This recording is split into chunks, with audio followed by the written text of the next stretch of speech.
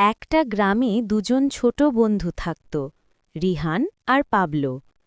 একদিন তারা দুজন অনেকক্ষণ খেলাধুলো করে খুব ক্লান্ত হয়ে গেল। রিহানের মা তাদের জন্য একটা ছোট্ট কেক এনে দিলেন, কিন্তু কেকের শেষে শুধু একটা টুকরোই বাকি ছিল। পাবলো ক্ষুধায় কাঁপছিল, আর রিহানও খুব ক্লান্ত। দুজনের চোখ কেকটার ওপর আটকে গেল। হঠাৎ রিহান কেকটা পাবলোকে দিয়ে বলল, তোকে বেশি ক্ষুধা লেগেছে, তুই খেয়ে নে। পাবলো অবাক হয়ে জিজ্ঞেস করল, তুই খাবি না? রিহান হাসল। বন্ধুত্ব মানে নিজের থেকে আগে বন্ধুকে ভাবা।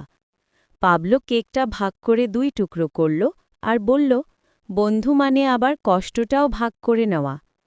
এভাবে তারা দুজনেই ছোট্ট কেকটায় বড় একটা শিক্ষার স্বাদ পেল। শিক্ষা: যে বন্ধু তোমার সাথে ভাগ করে নেয় সুখ, কষ্ট, সেও তোমার সত্যিকারের বন্ধু।